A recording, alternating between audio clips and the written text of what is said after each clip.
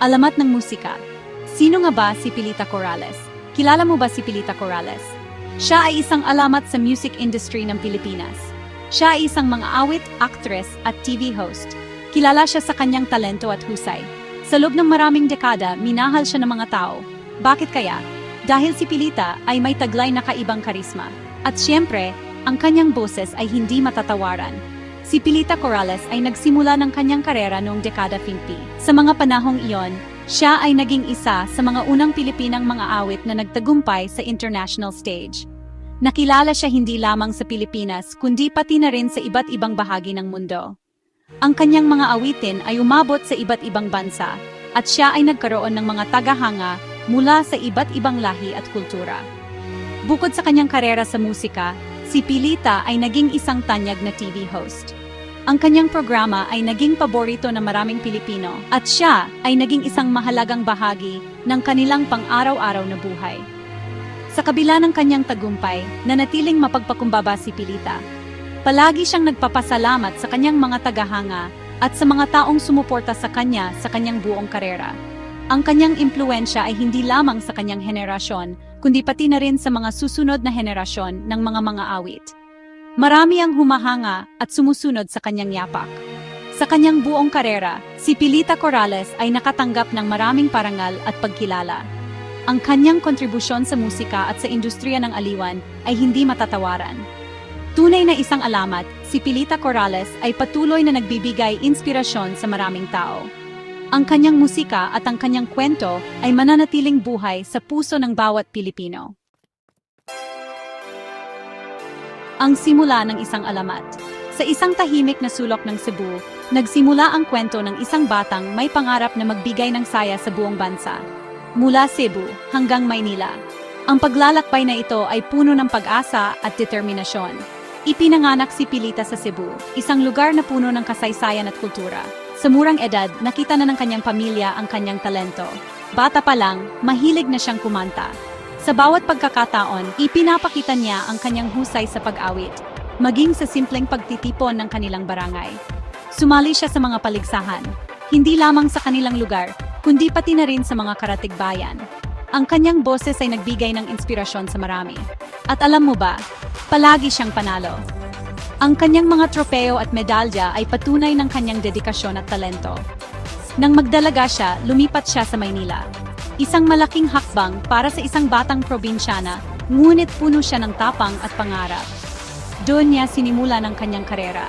Ang Maynila ay isang lugar ng oportunidad, at dito niya ipinakita ang kanyang talento sa mas malawak na madla. Kumanta siya sa mga club at hotel.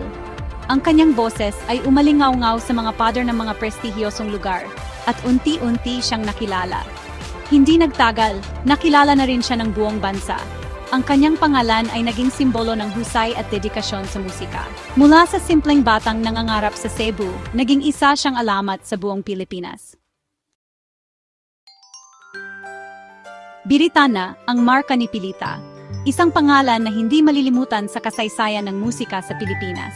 Si Pilita Corrales, ang tinaguriang Asia's Queen of Songs, ay nag-iwan ng hindi matatawarang marka sa industriya ng musika. Sa kanyang kaibang talento at husay sa pagkanta, siya ay naging inspirasyon sa maraming Pilipino. Ano nga ba ang nagpasikat kay Pilita? Bukod sa kanyang natatanging boses, ang kanyang karisma at dedikasyon sa kanyang sining ang nagdala sa kanya sa rurok ng tagumpay. Mula sa kanyang mga unang pagtatanghal hanggang sa kanyang mga iconic na performances, si Pilita ay naging simbolo ng kahusayan sa musika. Siya ay kilala sa kanyang birit. Ang kanyang kakayahan na abutin ang matataas na nota ay tunay na kahanga-hanga. Sa bawat pag-awit niya, ramdam ng mga tagapakinig ang emosyon at damdamin na kanyang ipinapahayag. Ang kanyang mga kanta ay puno ng puso at kaluluwa na nag-iwan ng malalim na impresyon sa sinumang makikinig. Ito ay ang husay niya sa pagbirit ng matataas na nota. Napaka-powerful ng kanyang boses. Marami siyang hit songs. Ang kanyang mga awitin ay naging bahagi na ng kulturang Pilipino.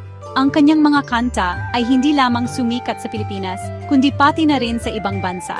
Ang kanyang talento ay kinilala hindi lamang ng mga Pilipino, kundi pati na rin ng mga dayuhan. Isa na rito ang kanta ay Langit.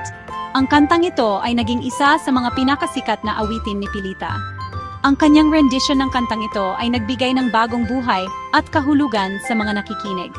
Ang kanyang boses ay nagbigay ng kakaibang damdamin at emosyon sa bawat nota ng kanta. Ang kantang ito ay naging theme song ng isang pelikula. Ang pelikulang ito ay nagbigay ng mas malalim na kahulugan sa kanta at nagpakilala ng bagong henerasyon ng mga tagahanga kay Pilita. Ang kanyang boses ay naging simbolo ng pag-ibig at pag-asa para sa maraming tao. Hanggang ngayon, kinakanta pa rin ito ng mga tao. Ang kanyang mga awitin ay patuloy na nagbibigay inspirasyon at saya sa mga nakikinig. Si Pilita Corrales ay tunay na isang alamat sa mundo ng musika. Ang kanyang marka ay hindi malilimutan at patuloy na magbibigay inspirasyon sa mga susunod pang henerasyon. Higit pa sa kanta, ang husay sa entablado. Hindi lang sa pagkanta magaling si Pilita, magaling din siyang aktres. Lumabas siya sa mga pelikula at teleserye.